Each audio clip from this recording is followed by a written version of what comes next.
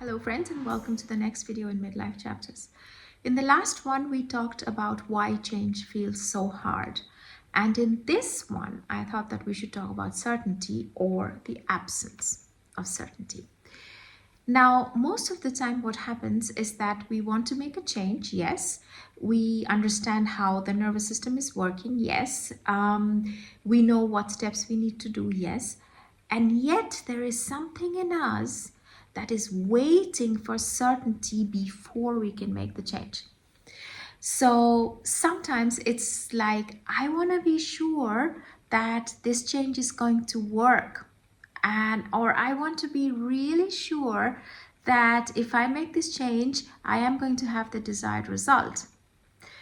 And I want to put an analogy, right? So if, for example, you are if you yourself, or you know of within your family or friends, people who are dating, for example, right? Now this has become a very complicated process, especially after COVID, especially after with all the apps that are out there, but never mind, that's a different story. What I want to say is that most of the time we go out and we think that I want to make sure that the person I'm going to meet is going to be the person who is going to fulfill A, B, C, D, E, F, whatever our requirements may be, right? Now consider what happens if you put yourself under this situation where you think, I need to have certainty before I can make a change. Well, doesn't work like that, does it? You cannot go out with a list of qualities that you require from a person, coming back to the dating analogy, and then assume that that's going to be the change. I mean, you may make the change, it may work, it also may not work. But if you're waiting for a certainty to happen, and this happens a lot, especially with the younger generation that I talk to, but also with women in midlife, especially if you find yourself in relationship transitions, is that we are always waiting for the perfect person, the perfect moment, the perfect fill in the gap before we can make the change. The second analogy that I'm going to put up, and that's going to actually illustrate why this is not a viable system, is gardening. Gardening, from my point of view, is one of the biggest teachers that you can have out there. It teaches you patience, it teaches you resilience, it teaches you how to go through life, because this is such a natural process, right? Now, as a gardener, and I know this for myself, do I know for certain that all the seeds I am going to plant in spring are going to blossom? No. I know they won't. I know for certain they won't. Does that stop me from planting seeds? No. And why is that? It's because if I don't plant the seeds, I will have zero blooms. Do you get this? If I don't make this first step towards changing something, towards creating something, I will have nothing, because I'm waiting for a certainty, which is a foolish thing to do, because you're never, ever, ever going to have that. Now, why is it that we are craving for this? And now we come to the second part of this, is that we crave for certainty because that is where the body feels safe. Remember, in the last video we talked about our nervous system, and let's go back to the nervous system and see that the body, when it wants to move from the known to the unknown, sends out all these warning signals. It says, oh, this is not safe, this is not safe, this is not safe, because the body resides in something that feels familiar.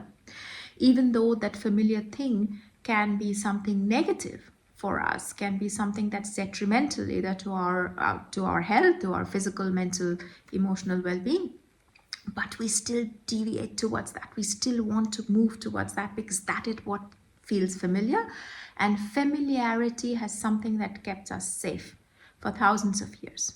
So our nervous system is wired for that, and that is why you think, I want to make sure that when I step into the unknown, that the unknown is going to be good for me, because that is going to justify moving out of this familiarity sequence into something that's not familiar, something that's the unknown. But, and this is the big but, if you want change to happen, you have to train your mind to come out of this pattern of I want to remain in a space that feels familiar. I'm not going to move into the unknown. You have to come out from that and you have to say, it is okay for me to take one small step, even if I don't know for certain what the result is going to be. Because what's the alternative? If you don't take that step, you will never know. You will never know. The change can happen both ways.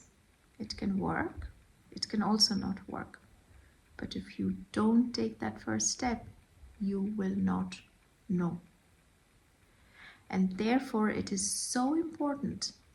In fact, it is essential that we train our minds, that we have this discipline, the mindset, the changing the way we think about a change that we want to do, to say, yes, I'm going to take that step even though this feels unfamiliar, even though I'm going into the unknown, and even though I know it may not work.